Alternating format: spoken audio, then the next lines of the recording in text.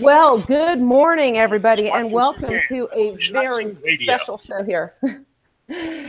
Welcome, everybody. It's a brand new show, brand new day, July 2nd, year of our Lord 2018. I'm Suzanne Sherman. For those of you expecting the Wasatch Report, I have good news for you. We are launching a brand new show. The Wasatch Report is not going away, but when my very, very good friend said he was available to start Monday, we just dropped everything and we are ready to go. Want to encourage you to follow us here on the Cerberus Radio Network, where we defend freedom and liberty from the flames of tyranny. Follow us on Facebook, facebook.com/Cerberus Radio Network. We have a fan page also, CRN. You can follow me on Facebook, Suzanne Sherman, and Suzanne Sherman's The Wasatch Report. We have an app you can download for free for the Android platform. We have a radio co-loop that is always playing amazing content. I am very proud of the talent that we have on this show. It is expanding on this network. We had a brand new show last night, The Other Side, with Josh and Justin and Mike. The Paradigm Shift with Jeff Johnson aired just before this show. He's one of the founders of this network.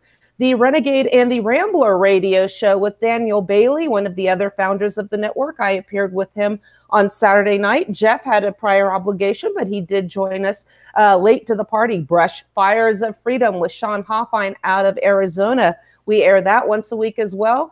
And let's see, what else do we have? Mike Meharry from the 10th Amendment Center. He joined Mark Crestland and I last week.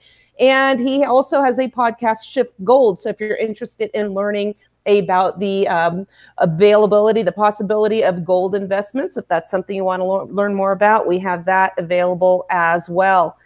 This is a special day. We have somebody joining us that is no longer going to be a guest on my show. He's going to be a co-host. And I think, Jeff, you have some music we can play as I introduce him. He has hung up his headset for a while going on some very special endeavors in Oklahoma. He is an absolute superstar, and I am absolutely honored to have him co-host the Mark and Suzanne show. Mark Crestland's. Here you are. Without further ado, well, hello, my friend. Good morning to you, Suzanne. It is actually a real joy to be back on the air. You know, I've missed being able to pontificate, if you will, about all the things that are going on. And as we know, there's a ton going on. There always will be until we right the ship. And so when you called me last week and invited me to come on and co-host with you, it was an easy decision on my part. I've always enjoyed our time together when we've been on the air. Shoot, you realize now it's probably been 2.5, 3 years we've known each other.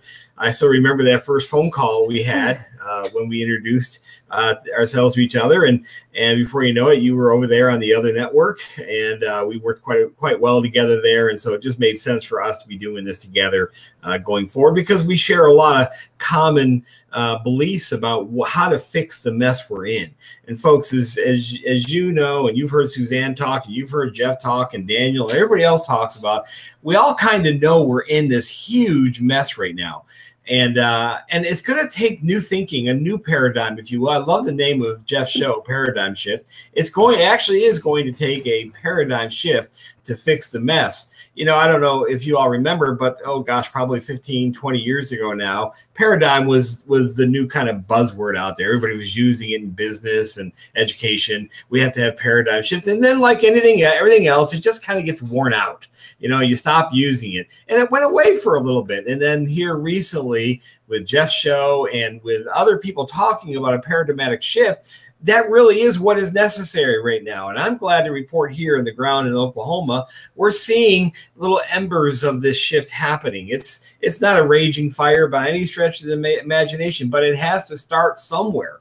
What we do know for certain is we just can't keep doing the same thing over and over again. What has that gotten us? It's gotten us exactly where we are today. Yet, oddly enough, some of the things I hear right now on the ground here in Oklahoma, after what it was a hotly contested gubernatorial primary down here, is people wanting to go right back to the old methodology. Oh, we're back to voting for the lesser of two evils. We've just got to get more conservatives in power. And of course, the most important thing right now is, who will Donald Trump appoint to the Supreme Court? And will that person overturn Roe versus Wade?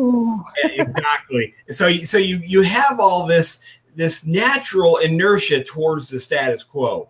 And then along comes this radio network and Suzanne's show and Jeff's show and Daniel's show and Sean's show and other shows who are trying to break the status quo and offer a new paradigm. So I'm terribly excited about being involved in this endeavor. I think we're going to draw a ton of viewers. By the way, I love being on video with you. I look forward to a day when we're having video conversations with people back and forth, because I want to be in your home, in your office. I want you to be able to see my nutty face. Not that it's anything to be staring at, because it's not.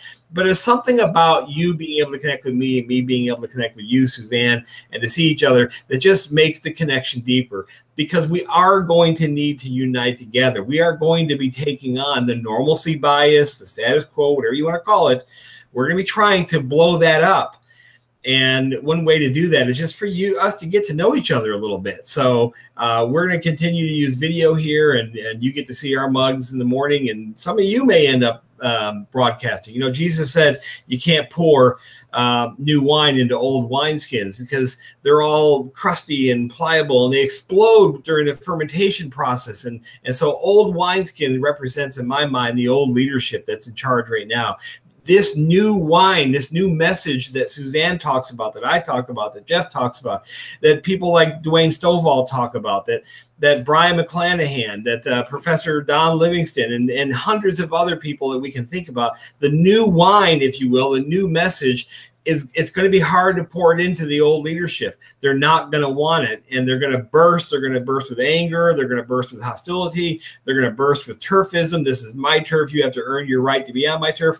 We're blowing all that up, because Jesus then went on to say you need to pour new wine into new wineskins. Some of you folks in the audience today are the new wineskin, and we want to pour new wine into that. And some of you may wind up here on the network. Who knows? Because we really do need new leadership to emerge right now, with new commitments, with new energy, and new thinking about how we organize societies. So with that, I'll shut my mouth here for a few minutes.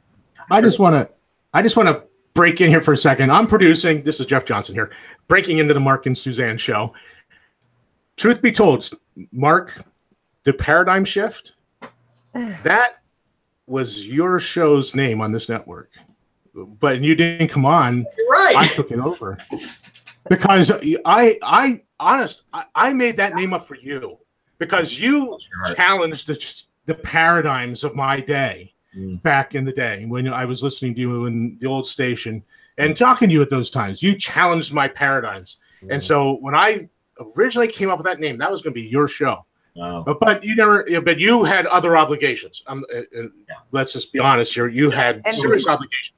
They were. And great. now that name's not available, we went out on a creative limb and decided to call it the Mark and Suzanne Show. and it's alphabetical. There's no sexist there. It's all alphabetical. And that was my suggestion as well. I think, Mark, the first time that we even spoke and you raised this idea, there's no ego here. You even said we could call it the Suzanne and Mark Show. I said, it just sounds better. It rolls out better. You mentioned common beliefs. We have a lot of beliefs that are in common amongst ourselves on this network, you and me. But these aren't common thoughts right now, particularly if you go and listen to any other, don't do it now, but any other morning show that's playing right now, you will not hear the ideas and the suggestions that we have. What we see right now is just a very common thread all day long on every other option. I don't care if it's left-leaning, right-leaning, whatever they say.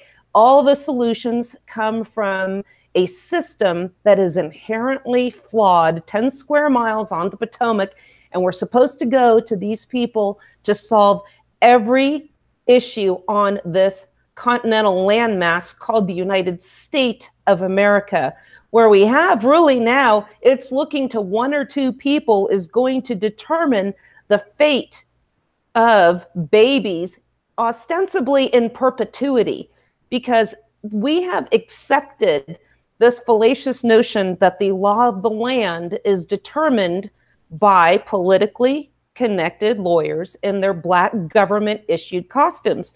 We have had an absolute usurpation, inversion of the system of government that was intended.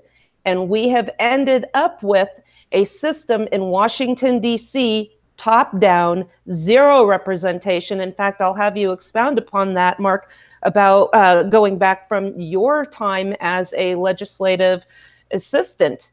Mm-hmm. And we are not seeing the representation that was fought for in our Revolutionary War, which was really a war for American independence, and that was discussed and consented to in the Constitution. We have the Declaration of Independence, the anniversary of that. I believe it was actually ratified on July 2nd. It was read on July 4th. We celebrated on July 4th. And the thing that really got me on a tear last week was I came across a thread on Facebook where a lady was saying, you know, in Utah here, we don't have a parade for the 4th of July. We really need to have a parade to celebrate, wait for it, the Constitution.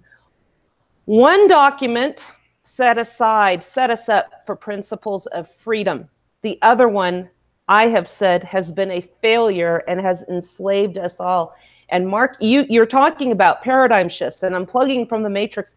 That proposition really gets people upset, particularly the contingency that is under the mistaken impression that the Constitution came from God, that it was divinely inspired. You can't let these people, and even if you're not of that mindset, these people might as well think it came from God because they will not let go of the Constitution. If you try to say that it was flawed, it was set up to centralize power from the very beginning, no. The Constitution was perfect.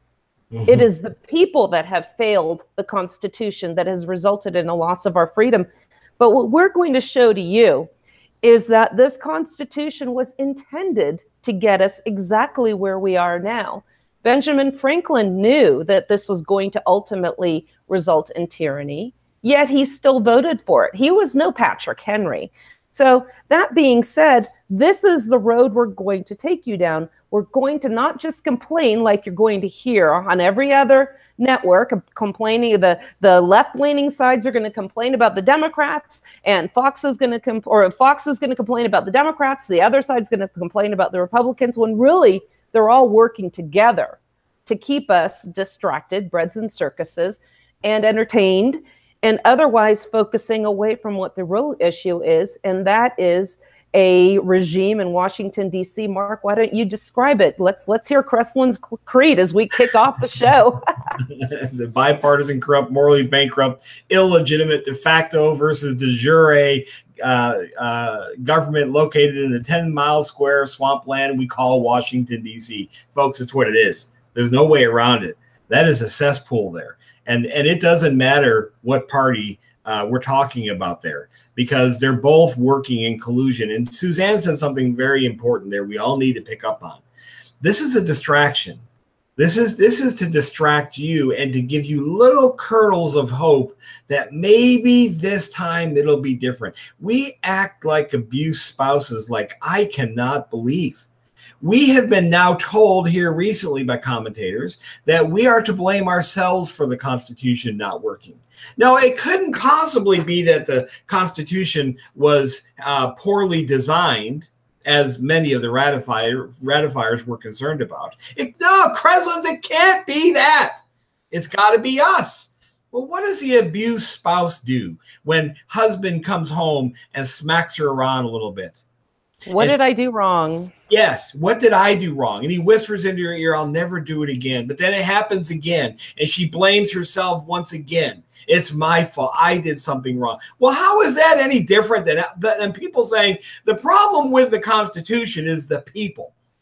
Folks, that is nonsensical. Just stop for a minute and purge that idea from your mind. The problems we face is not because the people.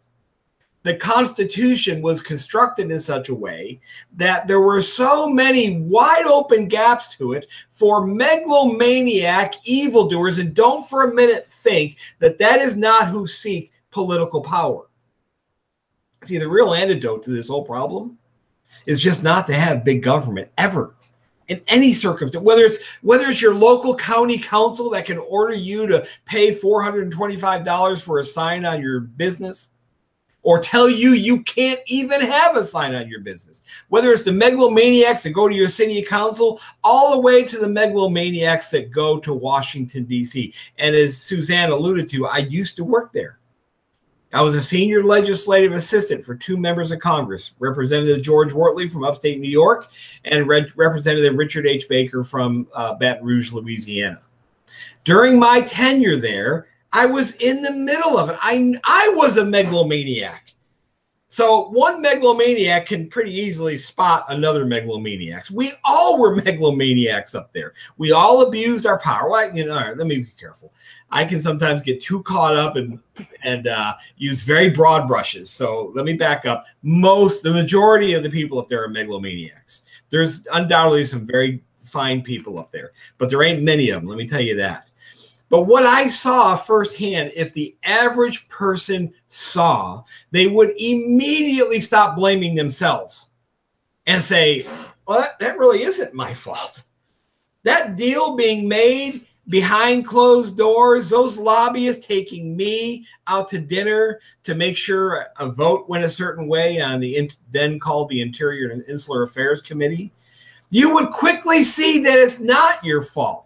You are merely a puppet, a pawn in a big game. You vote so you can add legitimacy to their evil actions. Now, you don't think it that way. You've been trained to believe that your voting really matters, that you're sending a good guy to Washington, D.C., and he's going to represent your interest. Well, as my good friend Don Livingston, and your friend as well, Suzanne, has told us, has done a marvelous job of confronting, is the reality is there's no such thing as representation when one single person represents 750,000 people. Now stop and think about that. Just wrap your mind around what we have is what we call a representative republic. We have one person that you don't know.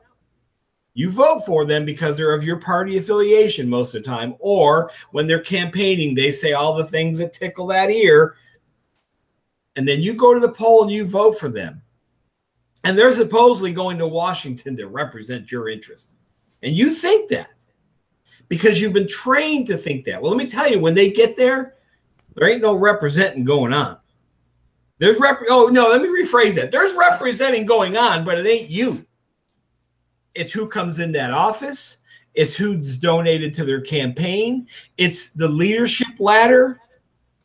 They're not representing you. They're representing what the leadership wants because they want to move up the committee. They start their careers in the illustrious spot of last chair on the side of the aisle that you're on. And then if you play games right, if you do the leaderships, if you represent the leadership well, you move up a chair. And you really start representing the leadership well, you move up another chair. And before you know it, you're minority leader on the committee. And you're one chair away, if your party takes over, from chairing that committee. You're it. You're a little god. Let me tell you, in Washington, D.C., chairmen of committees and even chairmen of subcommittees are little gods up there. They're playing with $4 trillion of money they've confiscated by force from you and from business every year. Let that sink in. Every year, these megalomaniacs suck in $4 trillion to their greedy little hands, and then they start making deals, these committee chairmen and subcommittee chairmen. And the deals, if you play the game, help you move up the chair, up the row of chairs. Before you know it, you're chairing a subcommittee. And now you get control of, maybe in a small committee, a couple $1 billion. You control people's liberties. You control what people can. It's sick. The whole enterprise is a bad idea because it draws the worst amongst us who have some charismatic speaking skills. They blend the two together. I want power, and I have the skills to get it. They blend them together in a political campaign, and they run out there and say, if you vote for me, by golly, I'm going to do X. And I have no intention of doing X. but they want you to believe they're going to do X, so that you march dutifully into that poll and you press that button and you legitimize what they're going to do that you're never even going to know. Now, it may affect you because none of us on April 15th like what the government does. So it may affect you, but it may not be enough that it causes you to think differently about that. And certainly you're never going to vote for the other party because that's been indoctrinated in our brain. Yeah, my guy may be bad, but that guy, he's really, really bad. Thus the term voting for the lesser of two evils. Both are evil, Mark. Crestland, you're right. I concede the point. They're both evil. They are evil incarnate. But, you know, my guy's just not quite as evil as the other guy. Now, to my Christian friends out there, I'm an evangelical born-again Christian. That's my worldview. I process these things through. To my evangelical friends listening, how do you stand before a holy God and say, I voted for the lesser of two evils? How do you do that? I don't. I haven't voted for the lesser of two evils. Now, I did. I'm not going to sit here and be holier than thou and say I never did. I played that game. Like I said, I worked up there, and I was a megalomaniac. But by God's saving grace, I got away from all that. I now only focus on principles and the heck with the politicians. If they aren't principled people, they ain't getting my vote. Last election, I didn't vote for Donald Trump. I wrote in, I don't consent to this form of government because I don't. That's a principled stance. I don't consent to this form of government. It's horrible. It's wicked. Like Suzanne alluded to, it has sanctioned the murder of 60 million image bearers of God. He creates this baby in a womb, and by some, how dare we pledge allegiance to this government? By some magic wand waved by 7 of 9 politically connected lawyers in black dresses, suddenly in the great America, it's legal to murder your baby. All you got to do is pay the $325 or $625, and you can legally murder somebody. You legitimize that when you go vote for people who won't do anything about it. Oh, but I'm pro-life, Mark. I'm pro-life. Pro-life is a belief system. That's all it is. I'm pro-life. I like life. There's a big difference between being pro-life and being an abolitionist. Abolitionist requires that you take action. How many abolitionist members of Congress are there? 0. Right now. 0. Right now, there are none. What's that? 0.0. You know, one thing I learned during this campaign for Dan Fisher for governor was that the position of an abolitionist is considered extreme. You guys were labeled extremists for no other reason than the fact that we're trying to save human lives here. And I was on a talk radio show out here locally, and I mentioned I was not pro-life. And they looked at me and I said, I am an abolitionist. I believe that it is murder, and I believe it should be criminalized. And the host said, in all cases. And that was a hurdle I had to come across. Well, you know, I learned from following this campaign that, yes, contrary, it's interesting because the people that are upset about separating parents from their children all of a sudden now are okay with it. And we're seeing an inconsistency here with them, and that they don't want to punish the children for the acts of the parents when it comes to immigration issues. They certainly will if the father performed an act of violence which resulted in the creation of life. And I always thought, well, clearly the woman can't be forced to have this baby and suffer even more. But one thing I'm learning is, you know, if this woman kills that baby, she becomes a partner in crime, and she will regret it at some point. I actually named my second son after a little boy that I met in California. The parents and I were friends. We would take our dogs to the parks together. And this little boy they adopted, and the mother had been raped, and she made the right decision, gave birth to this little baby. And he is living a beautiful life right now. And maybe this one will be cure cancer or do something fantastic. What potential has been snuffed out of 60 million? It's incomprehensible to think that some sort of greatness has not been quashed. And, you know, we mentioned the Constitution, and you're talking about the party when people are elected and go to Washington, D.C. I learned, I think Thomas Massey, even there's a series of videos going around on Facebook, how much time these politicians spend. They don't go to work for us when they go to Washington, D.C. They go to work for the party. They go to work for the party. And we alluded to the flaws that were inherent to this Constitution. I mentioned Benjamin Franklin. He said, "It is a republic if you can keep it," smirking. And he understood that this would ultimately lead to tyranny, yet he supported it.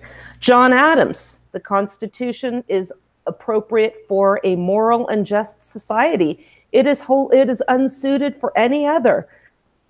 We know that a society on the whole is not going to stay moral and just, especially as it grows exponentially, and this is what we have now.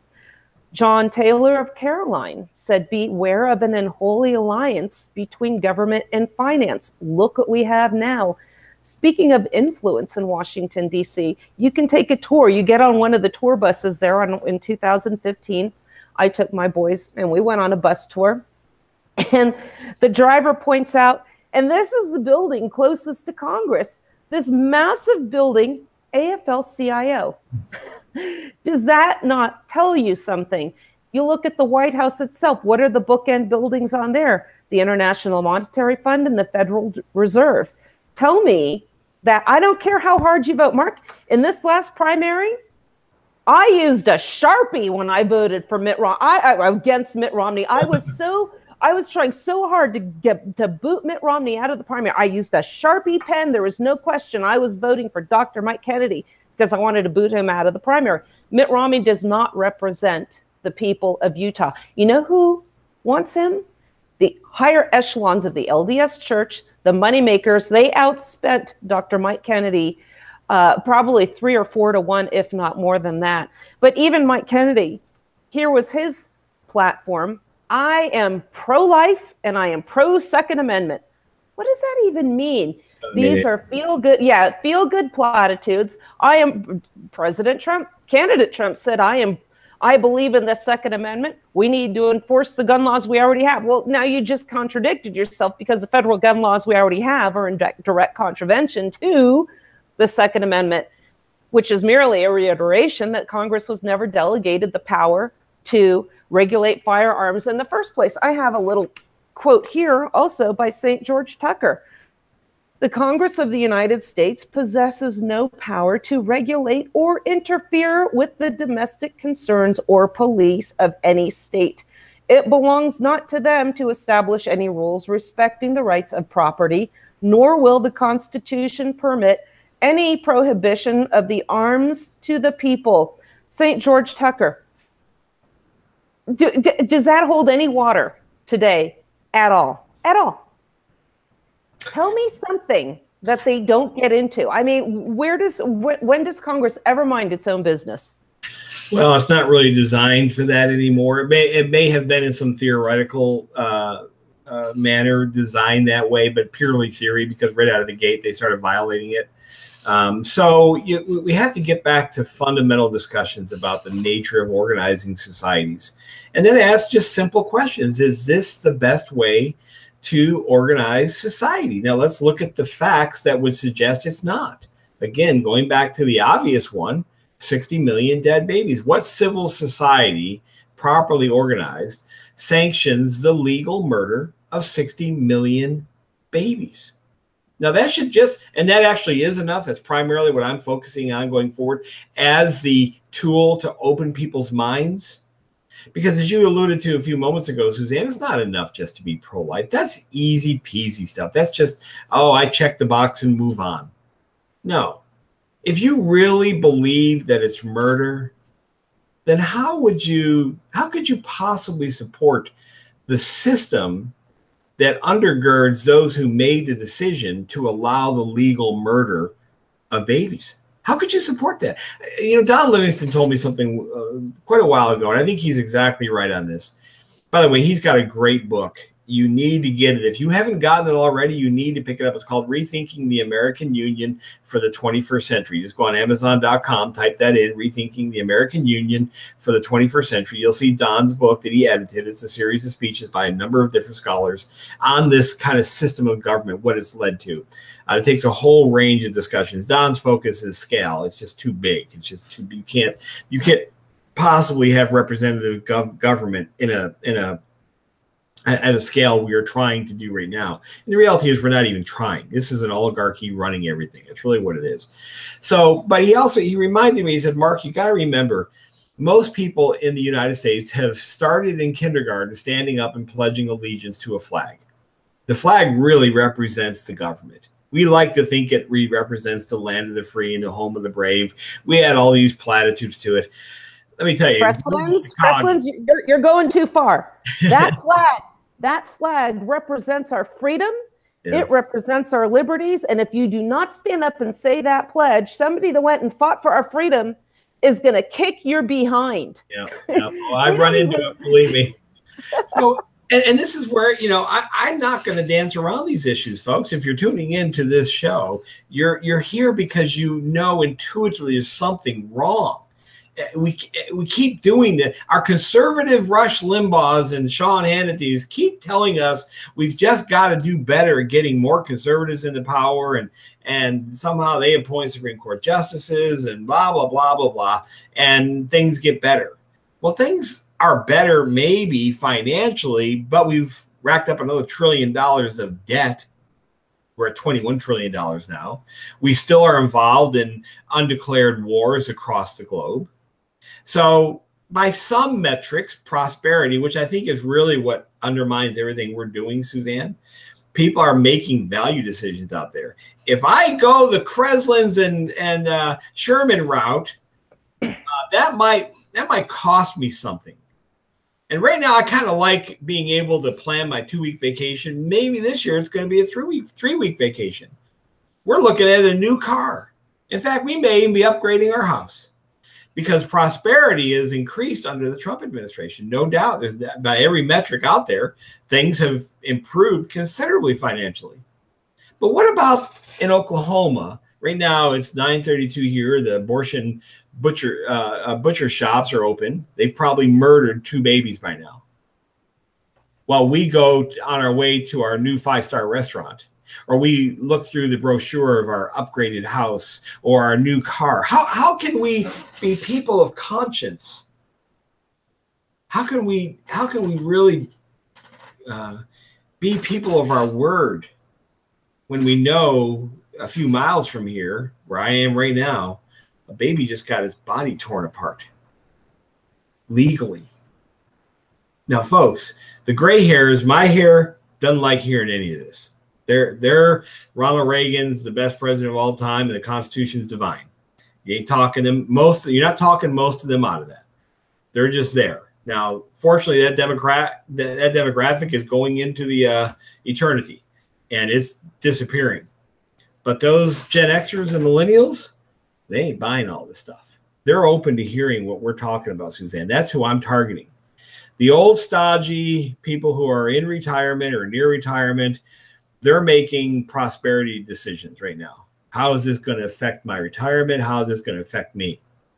They don't think, they may mourn a little bit about that baby who just got his head torn off. They may, in the abstract, think, oh, yeah, you know, we probably shouldn't be doing that. In the abstract, they probably think that. But when it comes to specifics of it, well, don't ask me to do anything more than go and vote. Well, we did. About what's today? The second, about less than a week ago, we asked you to go vote for a guy who was actually going to use his executive power as the governor of Oklahoma to abolish abortion and criminalize anybody seeking one. So had Dan won in January of 2019, when he signed the legislation, that the legislature would have had no option other than to give it to him, when he signed it and he closed those clinics and the law became enforced in Oklahoma that you are going to be charged with murder if you attempt to kill your baby? Murder. Because it is. How did we get so deluded into believing this is a choice? You know, I'm mad at you today. I think I should be able to exercise my choice and murder you. Now, would I be able to go to a judge and say, Your Honor, I admit I murdered Suzanne, but she got me so angry. It was an inconvenient moment. It was inconvenient. It wasn't the right time. Right. It wasn't the right time to have this argument with her. She escalated it, so I murdered her. Would he say, I understand the law allows for the choice to murder somebody as making you have an inconvenient life. Therefore, your sentence is just to feel guilty the rest of your life that you murdered Suzanne. What would we say about a justice system that does that? Well, here's the problem. Because we've replaced the word choice or justice with choice, we forget justice. That baby deserves justice, folks. It got its head ripped off. We demand justice when we see murders on the streets. We demand justice. How many people are chanting now, no justice, no peace? But a baby gets torn apart. No justice for that. No, it's a choice. Let's just help the mother make the better choice. Is that a civil society? When you look up civil society in the dictionary, do you see the definition, the ability to have a choice to murder somebody? That's why words matter we use. That's why with abortion, it isn't about choice. It's about justice. It's about murder. It's about a crime has been committed. It's not about being pro-life, and I believe all life is precious before God.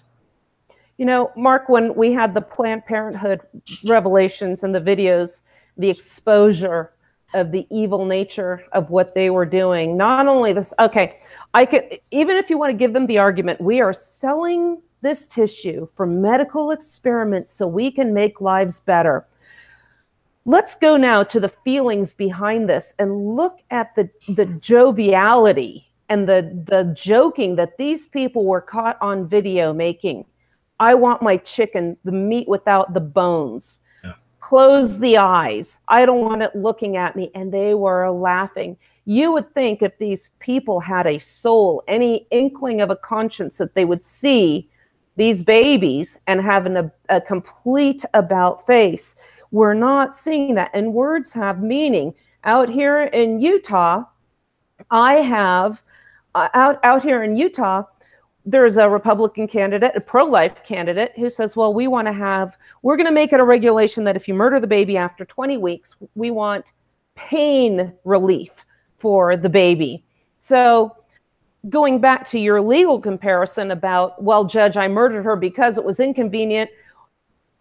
Well, Your Honor, I did murder this person, but I gave them, they were asleep when I did it. I drugged them first. So that should be at least a mitigation. Maybe it's not murder at all if they didn't feel the pain. This is how ridiculous the arguments are. And as you said, the words have meaning. So what are the words that we adopt? Well, pro-choice. Choice sounds really nice. In a democratic society, we want the choice. We want our freedoms. But because this baby is hidden behind a wall of its mother's tissue, we don't hear the screams. We don't see the reality of it. And when I had Dan Fisher on my show in March, I was telling him about a Planned Parenthood center. I can't call it a clinic. A clinic implies that there's something therapeutic going on. And it shared a common wall. It was in a mini mall, a strip mall in a shopping area with a coffee house. And I thought, how nice. You can go to Starbucks and you can, oh, no, it wasn't a coffee house. It was it was a nail spa. So you could get your nails done and kill your baby in the same morning. And what I was thinking was, if these people were getting their mani-pedis and they could hear the screams through the walls, what would they do? What would you do if your neighbor was being attacked and screaming? Right. These people just go about their lives. We have to understand that a government, a society capable of tolerating this, is capable of anything. When you mentioned earlier our debt and our never-ending wars, a society capable of killing its babies has no problem whatsoever with this nonstop debt, printing money. We are headed towards hyperinflation. Thomas Jefferson said it was immoral for one generation to bind another future generation in debt. James Madison had a strong fear of a standing army for the exact reasons we're seeing now. We have never-ending wars. We have taxation. We have government debt that's going to burden the future generations. And then we ultimately have the control of the few over the many. All of this has come to fruition. These people warned us about it. Jeff talks about Patrick Henry a lot on his show. This is something that people just have seemed to have forgotten because the progressive activist judges are dismantling the system that was set up for us. Mark, I sent you a quote from Susan Collins. We know that the progressives have absolutely loved these activist judges. And let me see if I can find what I sent to you. They've absolutely loved these activist judges. But now all of a sudden, Susan Collins is saying that an activist judge is going to be unacceptable. And this is not what we had planned. I mean, this is, I can't find that quote right now, but maybe it's up here in our group thing here. But she is saying now, we don't want a court with activist judges. This is something they love. They wanted activist judges when it came to the Affordable Care Act. Yeah. They loved it then. They wanted an activist judiciary when it came to Roe versus Wade and many of these other cases that have dismantled our constitutional republic. Go ahead. Yeah, here's what she said. She said, a candidate for this important position who would overturn Roe versus Wade would not be acceptable to me because that would indicate an activist agenda that I don't want to see a judge have. Suzanne, this is why we have to get to fundamental questions and discussions about what is happening. We no longer have the luxury of goofy Senator Susan Collins from Maine making, ridiculous statements like she just made. The court has been activist. I know you're going to have Professor Kevin Gutzman up next on your next show. The court has been activist since Marbury versus Madison. It's not like this is a new phenomena of having an activist court. So, the reality is we have to even get away from these peripheral kind of discussions about nuanced changes to our current system, because there are no nuanced slight little tacks to the right, to the left changes. We've got to get the fundamental wholesale questions about the very nature of how we organized this society.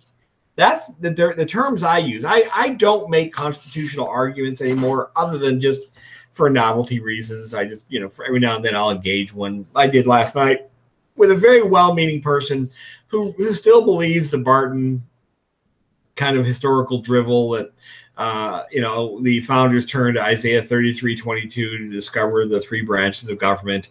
And of course, there's no evidence they did. In fact, in Federalist 47, Madison tells everybody where they got the idea of three branches from the oracle, Baron de Montesquieu. That's where they got the idea.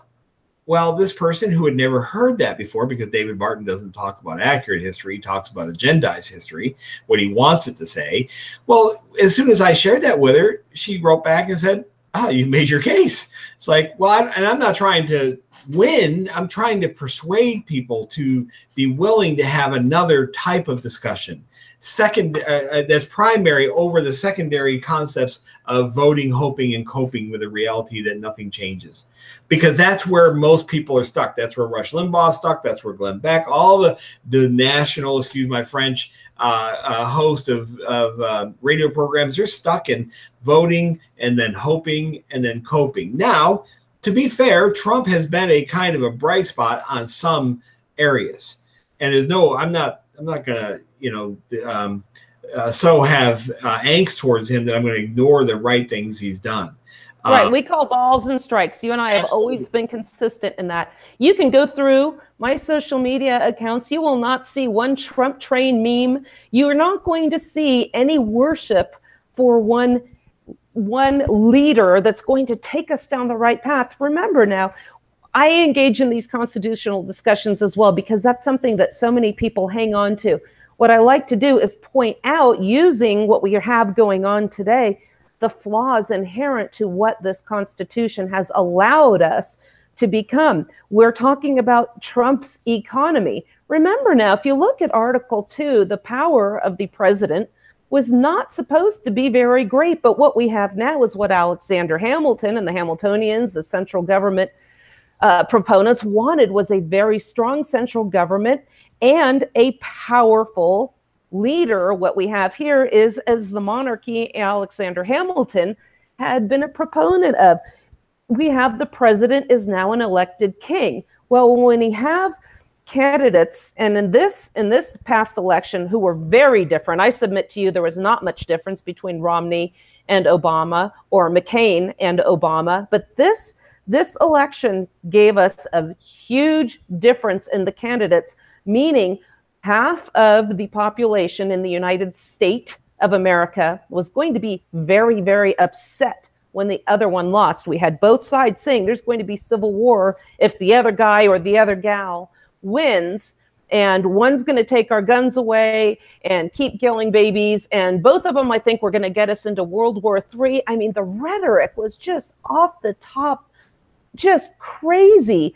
And this is what happens when we look to one individual, or 9 or 5, however you want to look at it, or even if you're the most hopeful of hopeful, the most optimistic of optimists, and say, well, we have Congress, there's 535. Well, that's way better for 320 plus million, isn't it? We have surrendered our revolutionary legacy of a representative form of government. We have parliamentary sovereignty all over again, because that's what you were explaining at the beginning of the show, Mark. These representatives, they don't read our emails. They never even see them. They don't care about what they say. You know, we see this change of individuals once they're elected to go to Washington, D.C. And I think if, for instance, if Dwayne Stovall is elected to replace John Cornyn, I don't see him ever backing down from his principles. But look at Scott Brown. When he was elected as an independent from Massachusetts, I'm taking my truck to Washington, D.C. Well, I tell you what, he went to the basement of the White House, and he had some hoops. He played basketball with Obama, and he was whipped right into shape. John Boehner, he went and played some golf with Obama, and now all of a sudden, we have the Republican Party capitulating wholesale to this regime. When Obama stood up at a State of the Union address and said, where Congress fails to act, I will, they all stood in unison, completely on their own, and cheered at their own pending irrelevance. They are cowards. They are spineless. They do not represent us. And what we're going to do here is lead people along a path to tell you how we can fix this.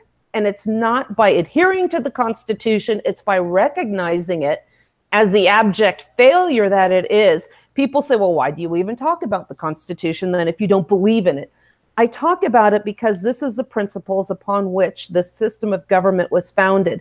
If we can talk about what was good, what was intended, and where we went wrong, there's going to be an adjustment. We must rethink, as you quoted Don Livingston's book, rethink this union. Let's learn from our mistakes. I am a huge proponent of the 10th Amendment. I had put up a comment on Facebook or a post where I said the Constitution's proven to be an abject failure. And our good friend Mike Meharry said, well, I guess we might as well just shut down. There were some very good aspects with regards to the Constitution, but the system of government has shown people are not going to ever restrain themselves. The government is made up of human beings. They are flawed.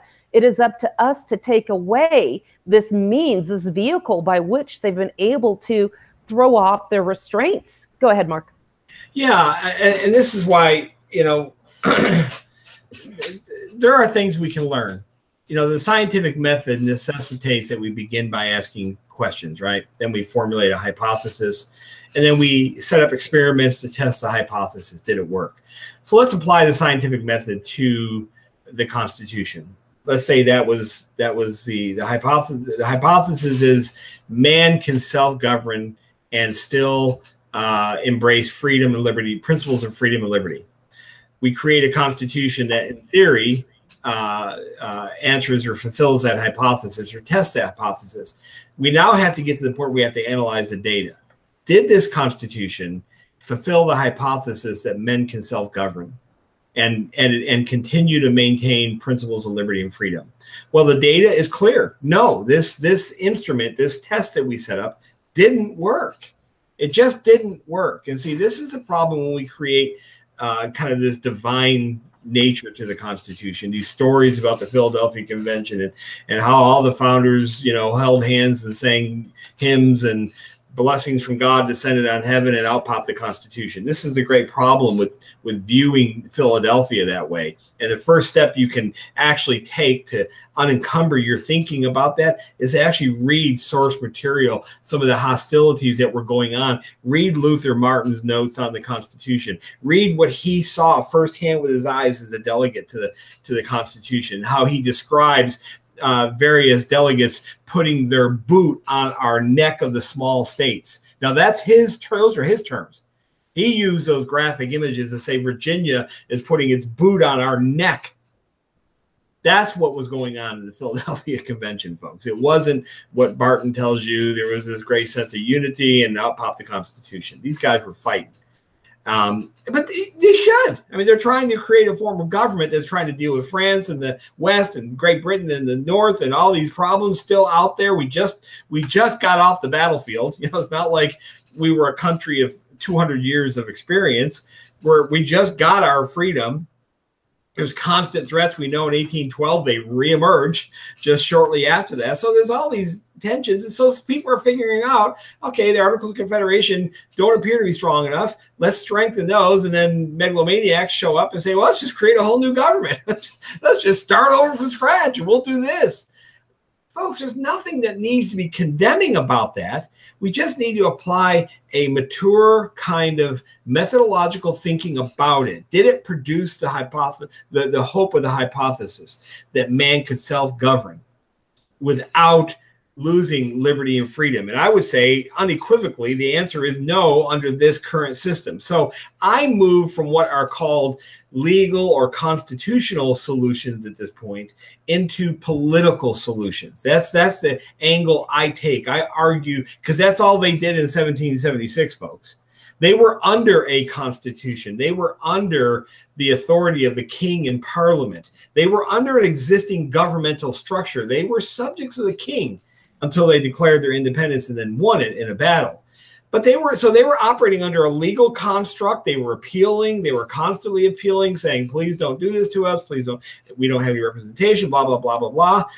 They begin to make political arguments about freedom and independence. That's not illegal. There's no legal construct in the English unwritten constitution for them to declare independence. That became a political issue. We, the people, want to be free of you. Well, that's where I am right now in this discussion. It's no longer about does the Constitution permit this or that, or doesn't do this, or should have done this. And it's like, I just don't want them ruling me because they do a really, really horrendously bad job of it. So I move from, can we tweak through an Article 5 Amendment Convention, Article 3? Can we make that better? Well, we probably could. I think one solution would be to write an amendment to Article 3 that removes judicial review from their purview. That solves a lot of problems. When they don't have the power anymore to declare what is and isn't law or constitutional, well, you don't have 9 people deciding for 320 million people. So that just kind of makes sense right out of the gate. Good luck trying to get 2/3 of the state to call a convention to take judicial review out of the purview of the Article 3 Supreme Court. Ain't going to happen. I've yet to come across a proposed Article 5 convention idea that would even be workable. Perhaps the one that was put forth by Compact for America, which was a balanced budget amendment. But even then, we know they don't respect the budget they have. My personal favorite is we need to have a constitutional amendment to make sure the Constitution is respected. This is crazy. Why do more of the same, double down? The uphill battle that we have is we're kind of like the Maytag repairmen out here by ourselves, because the ones that are getting the ratings, the ones that are just raking in the money, rolling in dough, are the ones saying, if we just go back to the Constitution. And I used to do that myself, and I would say that on the radio, and these pop messages would pop up from this guy, Mark Crestland's Constitution, Smonstitution. And yeah, you know, you had to pull that plug out of the back of my head too, and think, you know, maybe once this document that I once stood over in the National Archives, pardon my French, as this holy, wonderful document, really wasn't what it says it were, what we were taught it was. You know, we're taught in school the Articles of Confederation was a failing system of government. Nothing could happen. I like when nothing happens in a government, by the way. What did we achieve under the Articles? Well, we achieved independence from and beat militarily the most powerful force on the planet. We're going to be wrapping up this show. I want people to know that there will be another live show. Love my ringtone. There'll be another live show on Friday this week. It will be Mark going solo. We are going to figure out how to get this, because Jeff's work schedule makes it so very difficult for him to produce this show. But you can expect more of this in the future. Today was kind of a introduce the show, give you our mission statement. We're going to pick apart historical examples of what we are intended to be. We'll focus on what the proper role of government is going to be. You're going to hear things that you're not going to hear at all on the mainstream media, things that you're not going to hear on other podcasts. Again, it is really, really good business to sell the Constitution to the people. Is that going to be a workable solution? We're seeing no. In the next hour, in the next half hour, I'm going to have a brand new show that we're launching as well. And my idea came for this after the announcement of the retirement of Justice Kennedy. Everybody, the entire nation, pardon my French, is waiting with bated breath to see who the next person is going to be to possibly overturn Roe versus Wade. Well, guess what, ladies and gentlemen? Justice Gorsuch already said he's going to respect precedents. Yep. Don't expect Roe versus Wade to go anywhere. The answer is going to be from solutions like Oklahoma was trying to provide, Christians, atheists as well. You can be secular and recognize the immorality of human sacrifice. And that's exactly what this is. These babies are being sacrificed on a daily basis for no other means than keeping people voting for the party in power. Mark, I will let you close out the show. You're going to be on your own on Friday. There will be more of us that you'll hear. Run away. Go ahead, Mark. Bring it on. Yeah, folks, I hope you've enjoyed this this first hour of our inaugural broadcast of the Mark and Suzanne show. We are going to continue to push the boundaries. We don't think there should be safe space for bad ideas.